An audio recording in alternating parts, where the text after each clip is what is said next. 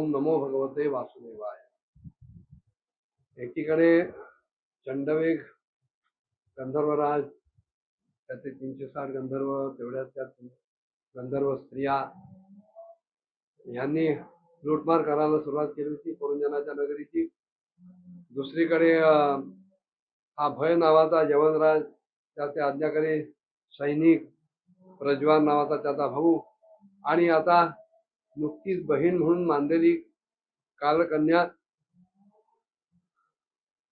ही जरा, ह्या सगळ्यांनी वेढा घातल्यानंतर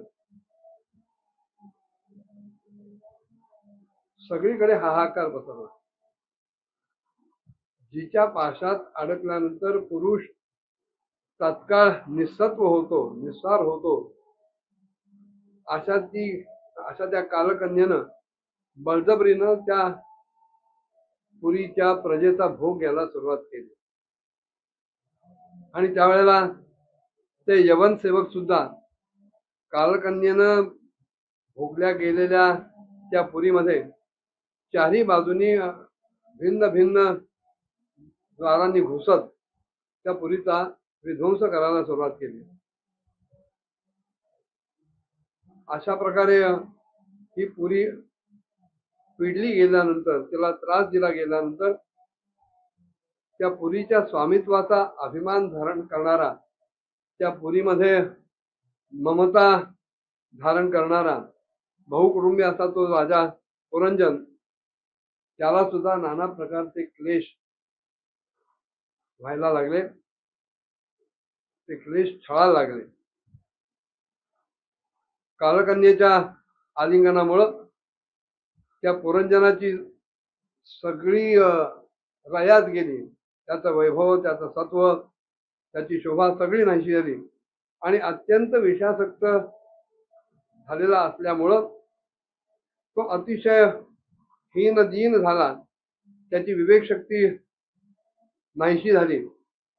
गंधर्व आणि यवनांनी बळजबरीनं त्याचं सगळं ऐश्वर लुटून नेलं. आणि नंतर त्याच्या लक्षात आलं की सगळं नगरच नष्ट भ्रष्ट झालाय. पुत्र पौत्र सेवक अमात्य वर्ग हे सगळे आता आपल्या प्रतिकूल झालेत आणि आपला अनादर करायला लागलेत. कोणी आपल्याला मान सन्मान देत नाहीये. जिच्यावर आपण प्रेम केलं ती आपली पुरंजनी सुद्धा निष्प्रेम होऊन गेलेली आहे. आणि माझ्या देहाला तर ह्या कालकन्येनं आपल्या ताब्यात ठेवलाय. आणि हा पांचाल देश शत्रूच्या हातात पडून सर्वतः पूर्णतः नष्ट भ्रष्ट झालेला आहे. हे सगळं बघितल्यानंतर राजा पुरंजनाला अपार अशी चिंता छळायला लागली. त्या चिंता सागरात तो अगदी आकंठ बुडाला.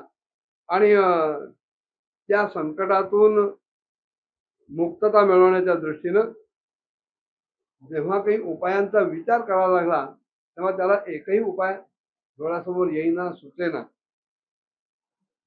कालकन्येनं ज्यांना निस्सत्व केलं, त्याच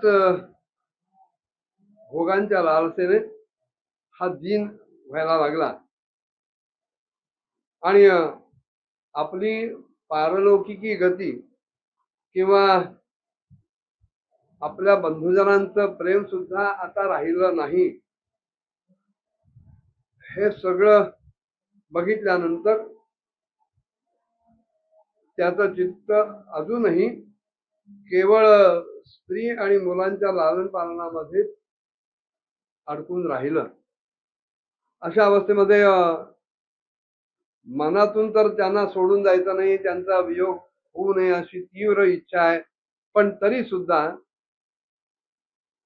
ती पुरी सोडून देण्यासाठी तो बाध्य झाला. नाईलाजानं त्याला ती पुरी सोडावी लागली. कारण त्या गंधर्वांनी आणि यवनांनी त्या पुरीचा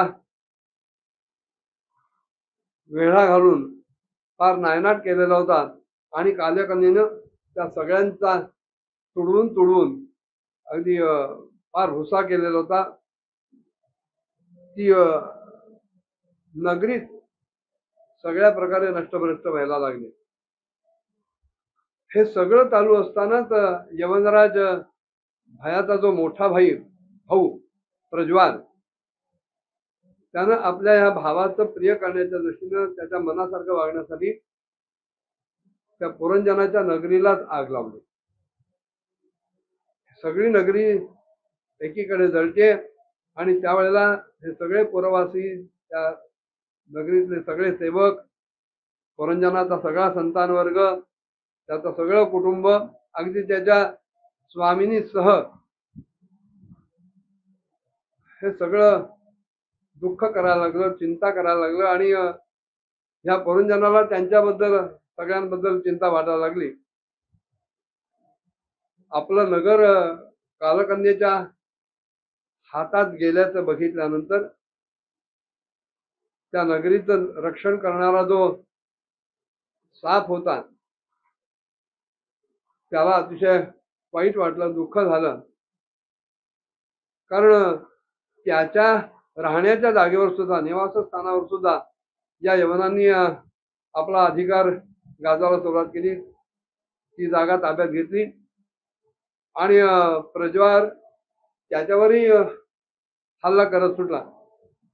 जेव्हा त्या नगरीचं रक्षण करण्यासाठी आपण आता सर्वथा असमर्थ आहोत असं वाटलं, तेव्हा जळणाऱ्या वृक्षाच्या ढोलीतून जेव्हा एखादा साप बाहेर पडायला प्रयत्न करतो, त्याप्रमाणे हा जो पंचफणा असलेला साप होता, त्यानं त्या नगरीतून अत्यंत कष्टानं, दुःखानं बाहेर पडण्याची इच्छा बाळगली. त्याचं सर्वांग ठिकठिकाणी सैल पडलेलं होतं, शिथिल झालेलं होतं आणि त्या गंधर्वांनी त्याची सगळी शक्ती खेचून घेतलेली होती, नष्ट केलेली होती. आणि म्हणून जेव्हा ह्या यवनरूपी शत्रूनं त्याला जाता जाता अडवलं, तेव्हा पंचफणा असलेला हा साप दुःखानं रडायला लागला. पण त्या नगरीची आणि त्या पुरंजनाची पुढे काय अवस्था झाली पुढच्या भागात बघूया. ओम नमो भगवते वासुदेवाय.